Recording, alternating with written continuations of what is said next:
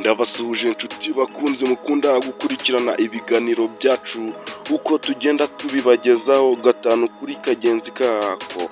Ndabasuhuje aho mugiye muherereye mu mpande z'igihugu, aho mugiye muherereye mwese, amahoro y'Imana akomeze kubana namwe, Imana ikomeze kubafasha mu byo mugerageza gukora byose.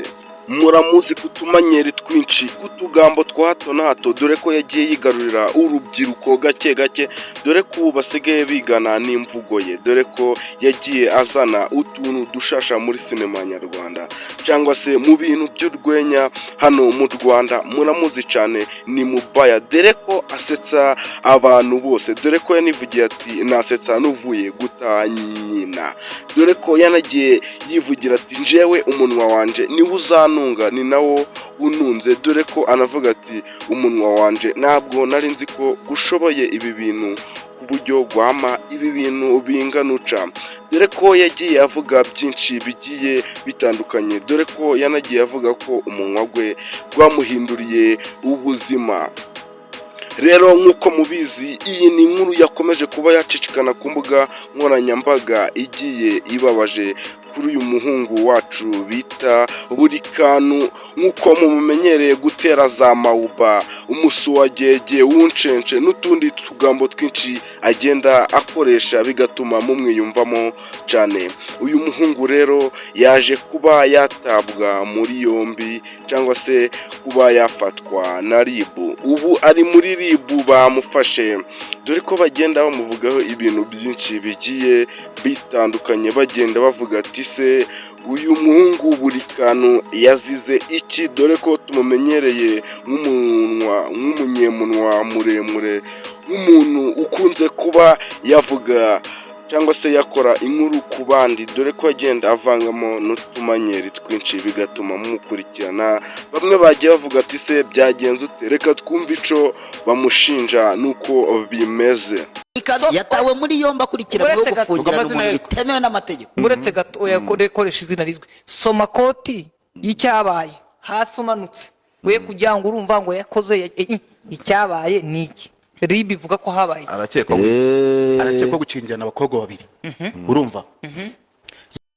Nuko rero mubyumvishe niko byagiye bivugwa, dore ko bagenda bavuga ko nyine nk'uko mubyumvishe yabaye yafungirana abantu mu nzu, abakobwa, cyangwa se akaba yari afitanye umukobwa na randevu, yahagera agashaka kuba yamuvangira cyangwa se yashaka guhindura ibyo bapanze, bityo akabasha kuba yakihanira cyangwa se yakora ibindi bintu bitagendanye n'amategeko y'u Rwanda, bityo rero bakabasha kuba bamuhururiza bakamuta muri yombi. Ubu ari muri yombi, ari mu maboko ya polisi cyangwa se ya RIB, bagenda bamuhata ibibazo, bagenda bamubaza ati se Burikanu bimeze bite, ko twari tukumenyereye wowe na buri nguni mudusetsa, mugenda muvuga inkuru za hato na hato hano mu Rwanda, bimeze bite? Dore ko na Sikovia Umutesi ubwo yigeze kuba yamuvugaho avuga ati bari abahungu bagenda bavuga ibintu by'ibihuha, bimeze bite, agenda avuga ati izi nkuru bagenda bashiraho, yagiye anavuga ati se gute abantu bashaka amabonso kandi nta kintu kigaragara baba baragezeho, dore ko Burikanu yabashije kuba yamusubiza amubwira ati njyewe ndi umuntu ukomeye, dore ko nshoboye kuba nasetsa imbaga nyamwinshi y'abantu, rero nacambuza gushaka umutekano wanje mwiza, niyo mpamvu nawe yagiye avuga ati ngomba gushaka umubodyguard uzaza undinda kugira ngo nze mbaha ibintu bimeze neza, mfite security ihagije.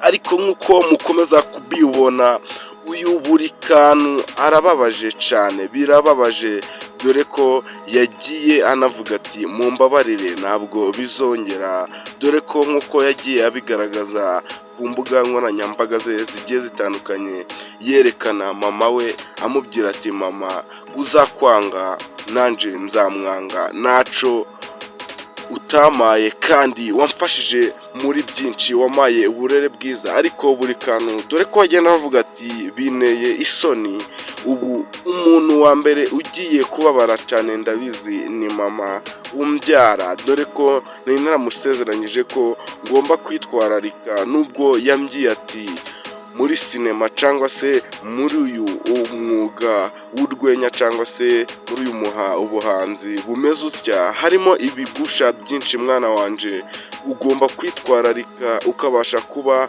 wabishyira ku ruhande cyangwa se wabyitwaramo neza. Ariko uyu buri kantu dore ko agenda avuga ati buri nguni ndakuzi nawe, buri muntu twakuranye, dore ko ari nawe wamfashije nkabasha kuba nazamura urwego, ariko ubu impano yanjye nangiye kuba nayisukamo urusenda. Rero inshuti twakomeje kubana muri iki kiganiro, nutsa ko nimba utarakora subscribe yikore kugira ngo ibindi biganiro byiza tuza tubagezaho bize bageraho gatanu kuri kagenzi kako. Mwari kumwe na Benjamin, ndabashimiye. Ciao ciao.